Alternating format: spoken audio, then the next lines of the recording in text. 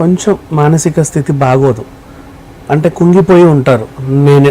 నన్ను వీళ్ళు ఎక్కడికో తెచ్చారు, నేనేదో చేశానని చెప్తున్నారు. నువ్వు చేసావా లేదా తర్వాత సంగతిలే తేలుతుంది, కానీ కొంతమందికి ఆ గిల్ట్ ఉంటుంది, కొంతమందికి ఆ గిల్ట్ ఉండదు.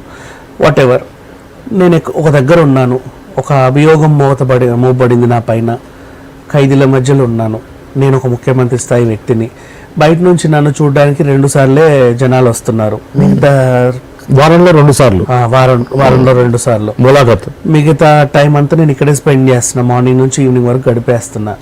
రోజు పేపర్లో చూస్తే నా మీద పిచ్చి పిచ్చి వార్తలన్నీ వస్తున్నాయి.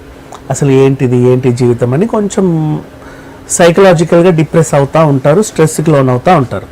ఇది మంచిగా అంటే నిండు ఆరోగ్యంతో వెళ్ళిన మనిషి గురించి అయితే మనం ఇలా మాట్లాడుకోవచ్చు. కొంతమంది అనారోగ్య సమస్యలతో కూడా వెళ్తారు, షుగర్లు, బీపీలు ఇలాంటివి ఏవో ఉంటాయి, లేకపోతే ఉదర సంబంధించిన వ్యాధులు కొన్ని ఉంటాయి, చర్మ వ్యాధులు. అంటే ఫర్ ఎగ్జాంపుల్ నువ్వు ఊరు దాటితే నీకు అక్కడ వాటర్ పడవు, వెంటనే ఎలర్జీ వచ్చేస్తుంది. అవును, అట్లాంటి వాళ్ళు ఉంటారు. ఇప్పుడు నువ్వు జైలుకి వెళ్ళావు, ఆ వాటర్ పడక నీ స్కిన్ ఎలర్జీ రావచ్చు, జుట్టు ఊడిపోవచ్చు, లేదు ఇంకేమైనా కారణాలు, కాళ్ళ పగుళ్ళు వస్తాయి, గొంతు ఎండిపోతుంది, మొహం పీక్కుపోతుంది, కొంతమంది బరువు తగ్గుతారు. ఇట్లాంటి ఆ ఫుడ్ పడక వాంతులు అవుతాయి. ఒక్కొక్కరిది ఒక్కో సమస్య. నెక్స్ట్ ఇంట్లో ఉంటే నువ్వు డైలీ రొటీన్లో స్కిన్ ట్రీట్మెంట్లు అంటే లైక్ మంచి బాడీ వాష్, మంచి షాంపూ ఏదో వాడతావు, అక్కడ వాడు ఏ సబ్బు బిల్ ఇస్తే ఆ సబ్బే రుద్దుకోవాలి, అంతే కదా. ఇంట్లో ఉన్న రోజు నేను రంగులు వేసుకొని ఏదో చేసుకుంటా, ఇవన్నీ కుదరవు అక్కడ. వాట్ ఎవర్, జైలు అంటే జైలు. సో నీకు రోజు ఉండే సౌకర్యాలన్నిటికీ దూరంగా నువ్వు బ్రతకాల్సి వచ్చింది. అనుకోకుండా ఒక క్యాంప్ సింపుల్ అడవిలోకి వెళ్ళావు, నీకు నువ్వే బతకాలి. ఈ టైంలో చాలా మంది కుంగిపోతారు, స్ట్రెస్కి లోన్ అవుతారు, దానివల్ల ఆరోగ్య సమస్యలు కూడా వస్తాయి. ఈయన కూడా వెళ్ళిన 1 వీక్ లోనే మనం చూసాం 4.5 కిలోలు తగ్గాడు. ఇప్పుడు కూడా ఇంకా చాలా బరువు తగ్గి క్షీణించిపోయాడు, మానసికంగా బాలేడు, శారీరకంగా బాలేడు. అండ్ సరే వైద్యుల పర్యవేక్షణలోనే ఉన్నాడు. వారానికి ఒకసారి ములాఖతులు వచ్చే వాళ్ళు ఏం చేస్తారంటే, అయ్యో పాపం ఇంట్లో ఉన్నప్పుడు బాగుండేవాడు కదా అని చెప్పి 4 పండ్లు ఏదో ఒకటి, అంటే ఇవి ఒక రూల్ లాగా అయిపోయిందండి ఇవాళ రేపు. మనిషిని పట్టించుకోరు. నువ్వు హాస్పిటల్కి వెళ్ళి ఎవరన్నా చూడడానికి వెళ్తే వాడు త్వరగా కోలుకోవాలని ఒక పూలకు వచ్చాం, ఒక స్వీట్ డబ్బా, ఈ బేసిక్. నెక్స్ట్ రకరకాల పండ్లతో కూడినటువంటి ఒక బుట్ట. అంటే నీ దాపు దర్పం చూపించుకోవాలి, నీ ప్రెజెంటేషన్ అది. అవతల అవి తినాలా, వాడి హెల్త్ ఎలా ఉంది, వాడికి పడుతుందా లేదా కాదు, నీకు అనవసరం. ఫార్మాలిటీ తీసుకెళ్ళాలి. లేదా డ్రై ఫ్రూట్స్, 10 రకాల డ్రై ఫ్రూట్స్ తో కూడినటువంటి ప్లాటర్. ఈ ప్రెజెంటేషన్, నీ ప్రెజెంటేషన్ ఎంత గొప్పగా ఉందని చూసుకుంటావే తప్పితే అవతలోడికి అది పడుద్దా లేదా నీకు అనవసరం. అలాంటి ప్రెజెంటేషన్ వీళ్ళు ఎన్ని ఇచ్చినా కూడా జైలు ఒక రూల్స్ ప్రకారం ఎలా చేస్తారుగా. ములాఖతుకు వచ్చినప్పుడు అంటే అక్కడే కొనాలి. మళ్ళీ నువ్వు ఏ దేశం నుంచో తీసుకొచ్చి ఇస్తా అంటే కుదరదు. అక్కడ ఒక క్యాంటీన్ ఉంటది, నీకు కావాల్సినవన్నీ అక్కడ కొనండి. వాడు ఒక సంచిలో మూట కట్టి వాడు ఖైదీకి కావాల్సిన డీటెయిల్స్ అని దాని మీద ఉంటాయి, అయిన తర్వాత వాళ్ళు వెళ్ళిపోతారు. నువ్వు ఇచ్చుకోవడానికి ఉండదు, నువ్వు వెళ్ళిపోతావు. నువ్వు ములాఖతులో కలిసావు, ఏమైనా కావాలని తింటారా, సరే ఏదో ఒకటి పంపిస్తాను జాగ్రత్తగా ఉండండి అని వెళ్ళిపోతావు. ఈ పంపించే వాడికి ఏంటంటే చేతి దొరుకుతాం, మనం దాపు దర్పం, మరి ముఖ్యమంత్రి లోపల ఉంది అన్ని.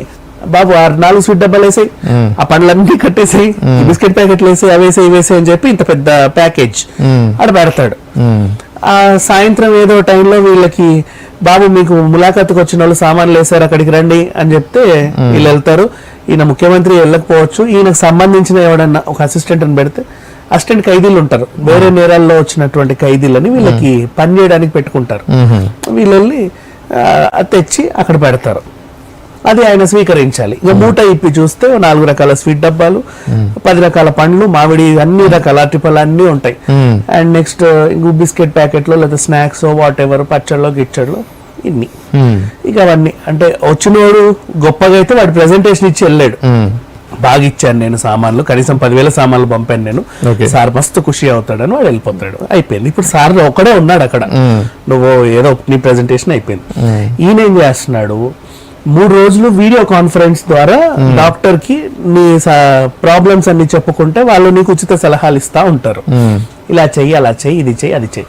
ఏం జరుగుతుంది, డాక్టర్ ఏం లేదండి కొంచెం నీరసంగా ఉంది, అవునా, ఓకే నీరసం, ఇంకేమనిపిస్తుంది, అలా అనిపిస్తుంది. మార్నింగ్ బ్రష్ చేసేటప్పుడు గొంతులో ఏదో గరగర వచ్చింది, లేకపోతే ఇంకేదో స్కిన్ కొంచెం ఇలా అనిపిస్తుంది, జుట్టు రాలుతుంది, అండ్ నెక్స్ట్ షుగర్ కొంచెం కంట్రోల్ లేనట్టు అనిపిస్తుంది, అది తింటే నాకు పడట్లేదు, ఇది తింటే ఇలా అవుతుంది, ఈ ఏవో సమస్యలు చెప్పుకుంటారు. దానికి వాళ్ళు సూచనలు ఇస్తా ఉంటారు. మీ షుగర్ లెవెల్స్ పడిపోయాయండి, మీరు ఈ డైట్ మెయింటైన్ చేయండి, ఇలా ఇలా ఉండి జాగ్రత్తగా తినండి అని ఆయన ఇస్తాడు. ఇప్పుడు ఈయనకి ఏమనిపించింది, షుగర్ లెవెల్స్ పడిపోయాయి అని డాక్టరే చెప్పాడు, బేలీవా అని అడిగారు. డాక్టర్ చెప్పాడు, ఆయన పెంచుకోవడానికి ఆయన సలహాలు ఇస్తాడు. బేల్ ఎందుకు నీకు, వీడియో కాన్ఫరెన్స్ లో డాక్టర్ మాట్లాడుతున్నాడు కదా, కూర్చోని వాళ్ళు. సరే షుగర్ లెవెల్స్ తగ్గితే బేల్ ఇవ్వట్లేదు, సరే పెంచితే ఏమన్నా బేల్ ఇస్తారేమోనని ఆ మామిడి పనులన్నీ తింటున్నాడు అదే పనిగా. వీళ్ళు అట్టిపళ్ళు తినొద్దు, ఆలుగడ్డ తినొద్దు, మన డయాబెటిక్ డైట్ మనకు బేసిక్ డైట్ తెలిసిందే కదా, ఎప్పుడు ఇన్సులిన్ ఇంజెక్షన్స్ వేసుకుంటా ఉండాలి, కొన్ని తినకూడని వస్తువులు ఉంటాయి, కొన్ని తినే దుంపలకి కొంచెం దూరంగా ఉండాలి. అండ్ నెక్స్ట్ ఫ్రూట్స్ లో కూడా ఇక ఎండాకాలం వచ్చిందంటే మామిడి పళ్ళు అందరికీ తినాలనిపిస్తుంది కానీ వీళ్ళు తినకూడదు, కొన్ని కొన్ని చేయొద్దు, ముఖ్యంగా స్వీట్లు అసలు తినొద్దు. అండ్ వీళ్ళు ఏం చేస్తున్నారు, అయినా అదే పనిగా మైసూర్ పాకని, లడ్డని, అదని, బూందని ఏవేవో తింటున్నాడు. ఓకే, అది కాక దాంతో పాటు మళ్ళీ టీ కూడా షుగర్ వేసిన టీయే తాగుతున్నాడు. అయితే ఇప్పుడు చూసే వాళ్ళకి ఏం చెప్తున్నాడు, నాకు షుగర్ లెవెల్స్ పడిపోతున్నాయండి, దాన్ని బ్యాలెన్స్ చేసుకోవడానికి కొంచెం ఇంత మిఠాయి తింటున్నాను అంటారు. కానీ అంత మిఠాయి కాదు, నువ్వు ఇంత మిఠాయి తిన్నా అది ఎక్కడికో వెళ్తుంది.